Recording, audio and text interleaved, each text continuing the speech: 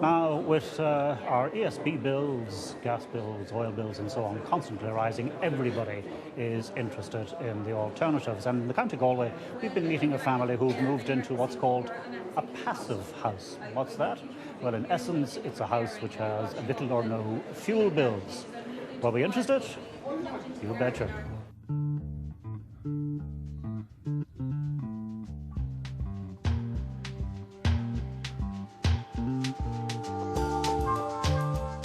I live here with my partner Tony and my two children Jacob and Anneli, and we moved in 6 months ago, and the house is a passive house.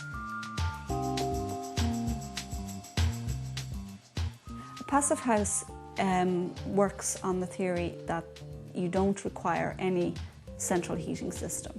You have highly insulated walls, we have triple glazing, you have a heat recovery system, so you're not losing heat anywhere. The house is extremely well sealed, and you've the ventilation system that brings in the fresh air. You basically generate your heat from various appliances, the computers that you're working on, the oven, you know, your washing machine, your dishwasher.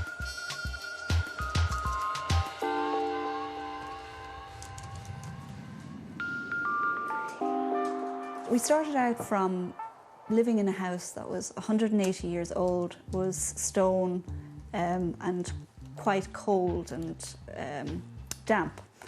And we wanted to go as far away from that as possible, so we started looking at timber-framed houses. Our research, or you know, what we were finding out, brought us closer and closer to kind of low-energy houses. And when we approached Scandinavian Homes, this is what they had on offer, and it seemed to suit what we were looking for. The house basically comes as a kit. You get your 4 walls. The windows are triple glazed and they're built in, the doors and everything. So the house goes up very quickly. The inside of the house then is up to yourself. Like, we've decided that we wanted a fairly open plan look to the house. So our sitting room is large. The kitchen is nice and cosy. It's not a huge kitchen by any means, but we have a nice larder, and the utility makes up for a lot as well because it's larger than most. And then upstairs is like a typical converted attic. We have our bedrooms and a bathroom upstairs, and the decision whether we go with an environmentally friendly house or not, for me, was an easy decision. It was something that I wanted to do. Now, obviously, you know, we're normal people on normal salaries. We don't have a huge amount of money, and we had to consider whether it was within our budget to do so, and it certainly wasn't beyond our means. Yeah.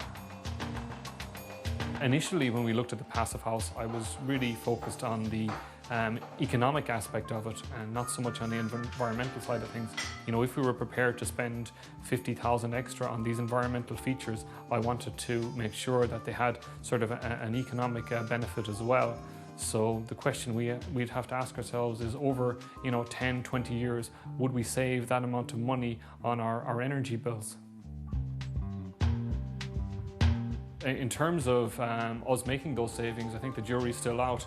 You know, there's a lot of variables there. Are energy prices going to go up? How long are the features of the house, the heat exchange system, the solar panels going to last before they need maintenance and repair, and there'll be an expense there as well. So it kind of was a leap of faith from the economic point of view. But then when you bring in all the environmental sort of gains, then I think it makes sense. The passive house is completely sealed. There's no chimneys, there's no vents, so there is a need to bring fresh air into the house, and that's done through this heat exchange system. Now, every room has got a vent in it, and that vent is connected through these pipes through the heat exchange system.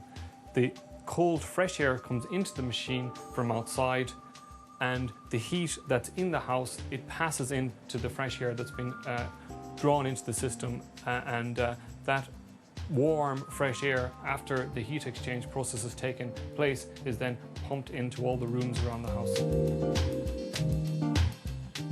The passive house has been around since 1990 when the first house was built in Germany.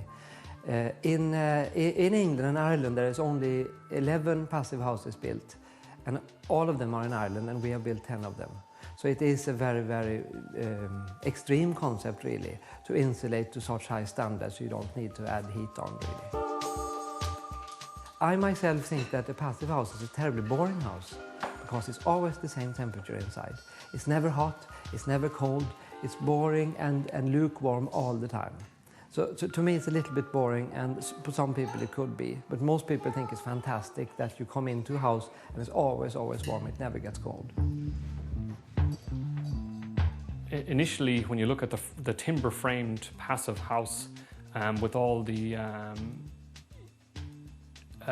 environmental features, that would include the heavy insulation, the triple glazing, and the air exchange system, that would come to 150,000. Then you'd have to bring in the carpenters, plumbers and electricians to finish off the interior of the house. So you're looking at another 90,000 there for that. And then just to finish it off with tiling, painting, putting down wooden floors and bringing it into sort of a turnkey sort of state, you're talking about another 30,000 there. So all in all, when you add it all together, you'd be looking about 270,000, and that doesn't include the cost of the site. Having moved in now, our plans for the future are we'd like to look at installing a wind turbine so that the electricity that we consume, we'll be able to generate that electricity ourselves, and hopefully if things go well in windy Galway, we'll be able to pump a little bit of electricity back into the grid and maybe make a few quid for ourselves.